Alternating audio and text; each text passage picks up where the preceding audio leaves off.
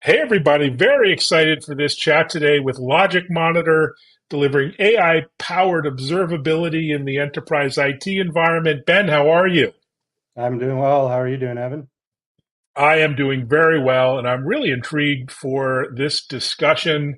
You have so much insight and experience and more in the enterprise IT world. Before that, maybe share a little bit about your background, your personal journey to joining Logic Monitor, and your role in the organization.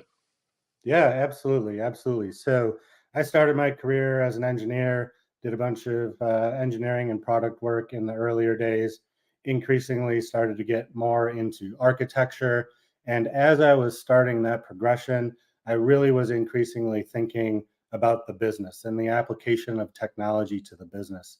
And when I was doing engineering and product work, I really saw a big disconnect between customers, the field, sales, marketing, and product and engineering organizations. So I wanted to put a focus in my career on, let's call it, breaking down those walls and ensuring that the companies that I worked for were companies that were really listening to our customers, understanding how products get used in the real world, and then making sure that we have good relationships into the product and engineering organizations so that we make sure we're building the right things for the future that delivers for our customers. So it's been an exciting journey, several platform companies, and now ultimately making it here to Logic Monitor. I think Logic Monitor is really great because we all know, Evan, technology is getting increasingly complex, right? And delivering technology with increasing complexity is really hard, and observability is really critical to it. And that's why I'm at Logic Monitor. Oh, that's it. Fantastic. Well, that's quite a motivation. Shout out to Slack and Salesforce, your former employers. You did some amazing work there. So, as a key contributor at Logic Monitor, maybe describe a little more about your responsibilities, your role, and how you align with the overall mission, which you're very much into, clearly. Yeah, absolutely. So, as far as the teams are concerned, so I have the customer facing engineering and architecture teams. And in addition to that, I hold, let's call it, the keys for our relationship into the Hmm. product and engineering organizations. So, as I was just mentioning, right, we're really working to make sure that we have the right people in the field, both pre and post sales, that are aligning the customer against their strategy and their pain in the pre-sales cycle. And in the post-sales journey, we're making sure that we're aligning not only to the strategy and the pain as we did in pre-sales, but we're making sure that execution is very strong. And that's where the alignment into product and engineering also becomes critically important. So what we're really doing here is we're really working with the right resources technically to align to the business, and we're really just putting a lot of focus on the customer. That's what we're doing. I love that. And speaking about the customer and the market opportunity, what intrigues, what excites you about the market opportunity that Logic Monitor is addressing? It's a huge need out there, but talk about IT operations today, the landscape, and the challenges and roadblocks that you're seeing. Yeah, I think LM is empowering IT operations teams to have increased visibility across their landscape, to drive efficiencies and execution, whether it be with on-premise or cloud resources. And we're working to help them better align with the business as well. This is critical, and I think it's really quite exciting. Yeah, well said. And putting yourself in the roles of those CIOs and CTOs out there, you deal with a lot of them as customers. I mean, how are they handling or managing this relentless pressure on evolution and migration to cloud environments? What are the personal and professional obstacles they see out there in your opinion? Yeah, I think we both know well that this is quite challenging, and I'm certainly very empathetic. I'm sure you are as well. Um, I think some of the typical challenges are proliferation of silo-based tools. The bigger the company is, kind of the worse this problem tends to be. So that's relatively standard.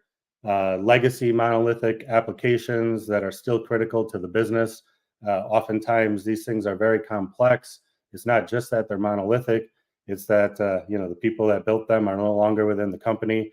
So it's not just about lifting and shifting them into the cloud, if you will, right? Mm. It's about what comes after that, and that's very daunting and challenging. So that's typically one of the pressures we see.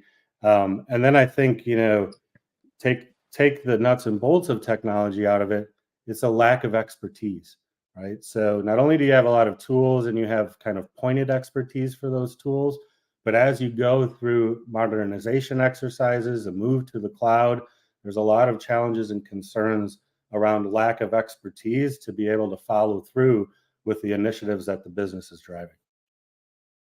A really helpful insight there. So, of course, we're seeing a tremendous push to the cloud. It's just not a matter of when and how, not if at this point. But in this move, there is an inherent complexity to maintaining those premises based systems and a lot of technical debt that needs to be overcome. How do you see this balancing act unfolding, and how do you help address that challenge of balancing, cloud versus on-prem? Well, I mean, I think Logic Monitor is really well positioned in hybrid multi-cloud observability. And so, we really look to these type of scenarios because we consider it our sweet spot. So I think it's, you know, the cloud adoption is a big push, but if you're mostly on-prem and you're going to stay a lot on-prem, that's okay. And if you really have to drive towards that, we need everything in the cloud tomorrow, well, we can, do that as well. So I think we are very strongly positioned. It is a challenge for businesses, but I think that's part of, where we can add a lot of value at Logic Monitor. That's great to hear. The other phenomenon we're all seeing is this tremendous push towards efficiency, doing more with less, not just on the capex IT side, but people wise. And every IT professional there is navigating this challenge personally and professionally with compressed budgets while having to kind of prove not only their value but the value of any investments made in emerging tech or new tech. How do you see Logic Monitor as part of that in terms of justifying the investment to get all those benefits that you talk about so much? Yeah, I mean, once again, this is challenging, and I think this is where actually alignment to the business is really Mm, critical. So we talk a lot about the technology, the underlying infrastructure, right? Whether it's AWS or a bunch of servers you have in the data center, where mm. whatever it may be, right? But we really talk a lot about aligning to the business. And I think the more we can get technology professionals to align to the business, actually, the more you can drive that ROI. So of course we look at things like reduction in MTTR, right? Like, can you solve the Mm. problem faster, right? That's a way of proving ROI, and that's standard with a technology lens and in the type of things that we're speaking about here. There's also, in doing a cloud migration, there's going from CapEx to OpEx, right? And so that's certainly part of the equation as well. But really, alignment to the business, I think, is quite critical for ROI. Understanding the business services that are being run and the monetary impact of when those services go down should be a critical component of the ROI argument for technology investments. That's a very powerful insight. Absolutely.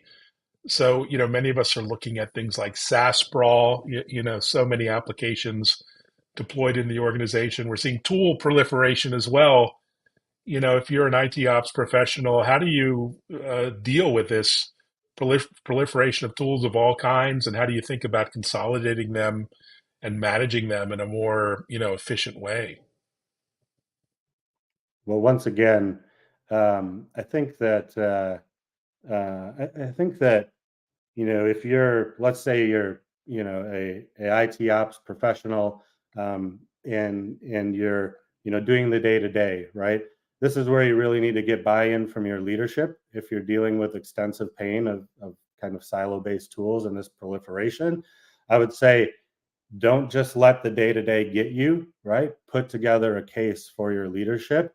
And that case is ultimately going to be some form of, rationalization or tool consolidation, exercise that you go through. And you should put focused energy on that. It's going to take time to do it, but you have to understand that in order to get to the desired outcomes, you kind of have to break down all the things that you currently have in order to set the stage for that more positive future. So don't stand in the pain of today, set a plan for tomorrow, go through the rationalization exercise, consolidate your tools so you can have more focus. More focus drives more efficiency drives more success of the business. Wow, you make it seem so simple. If only that were always the case in real life. But I love that. And you have a very practical approach to AI. While we're off creating paintings and hallucinating with AI, you're really implementing it to solve specific use cases and challenges. In the enterprise IT environment.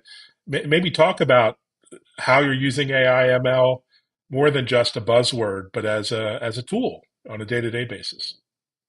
Yeah, so I think we like to think of this as layers of intelligence, right? And Mm, so maybe been increasingly hearing this from us. So when we think of like AI and ML, right, we're not really in the beginning from our perspective. There are things that we've already had for many years. So whether you think of it from like the perspective of dynamic thresholds and alerting and being in tune to your day-to-day business and not have things that are discrete in nature, that's one layer to the equation. mm. Another is log anomalies, for example, in our logs product, right? Doing the correlation between the metrics that drive alerts and the underlying logs, and not just having the logs being there and being ingested, but being able to show the anomalous logs, which give you that, more point in time interaction, give you that correlation, and of course, give you the find the needle in the haystack faster, if you will. Then the last thing I'll say is Dexta. So Dexta is kind of the latest thing that we've rolled out, and it's an event correlation tool. And this is the next phase, right? So we're adding kind of more complex things into the AI world from a logic monitor perspective. And so once again, we look at these as layers of intelligence. We are going to continue adding these layers of intelligence. So independent of where you are as a company and the complexities of your technology stack, you can make use of these various layers of intelligence in our platform to drive the outcomes of your business. All said. I think the flip side of all of the AI hype and news out there is some concern in the IT ops community. The professionals worried about automation and the impact on their job or job security in the face of this AI wave, which, I think these concerns are overhyped. But what say you as a professional in this space for so long? Well, I would agree with you. I think we've seen through the course of the proliferation of technology in our lifetimes that there's often this, oh, new things are coming out and people are going to lose their jobs. But what we've seen every time is more jobs end up getting created. There's just a shift, right? So I think that we're actually empowering IT ops professionals to be able to deliver more for the business, be able to deliver more in the world that exists currently in their jobs, but also to break down some of the walls that exist between IT ops and SRE, for example, IT ops and DevOps teams, and more of the modern movement of creating applications and the software development lifecycle of today. So I think we're actually empowering them, and Logic Monitor as a platform is empowering them to be able to deliver more to the business and be able to keep the power that they have and grow that power because it can actually deliver more to the business. Wow, that's such a great value prop for those professionals who might be listening. And another question I might have is, how do you get started as a partner, as a customer? Customers are at different stages of their cloud journey. What are the baby steps to get started with Logic Monitor, no matter where they are in their particular journey?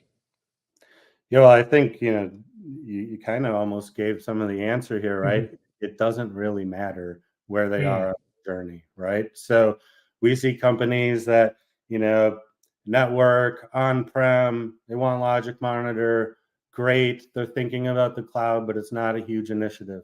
And we have other companies that are full force into their hybrid multi-cloud journey, right? And they're dealing with a lot of difficulties of how do we make this move? How do we see everything, right? And that's where we come into play, is we do a really good job of allowing you to see both sides of the fence, if you will. It doesn't matter what's on-prem, what's in, Azure, or what's in AWS or GCP.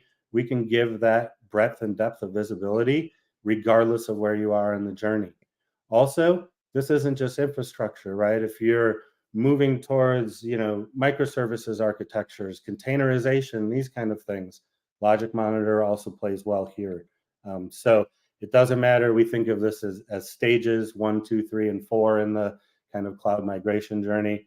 Doesn't matter if you're in 1 or you're on your way to 4, Logic Monitor can play very well in driving success for your business at any step in the journey. Fantastic. Well, that's really compelling. And congratulations on all the success. You're out in the field a lot, lots of travel, lots of events and customer meetings. What are you looking forward to over the next month or two, personally, professionally, out there? Yeah, so what I'm looking forward to is spring. So I live in California. It's sunny now. It's getting warm. So I really enjoy that. And then, from a customer perspective, I'm looking to travel a lot this year, really not only telling the story of Logic Monitor, but coming back to what I've mentioned several times here, alignment to the business. We're putting a lot of focus on alignment to the business. If we can help technologists align to the business better, then the ROI story is much stronger, which creates the compelling events for people to be able to utilize technology like Logic Monitors, and us to be able to drive success for their businesses. So we're putting a lot of focus on that alignment. I really think it's actually part of the fun for me, and it's part of the art, right? We do a lot of great technology things, but I think when you add a little bit of the art into it as well, it becomes even more fun and more powerful. Wow, such an important and inspiring message. Well, congrats on all the success and getting the word out and onwards and upwards in helping customers, move to the next level. Thanks, Ben. Wonderful. Thanks for having me, Evan. And take care, everyone. Thanks for watching. Reach out to Logic Monitor. They put out some great educational, insightful content across their channels. Really worth following. And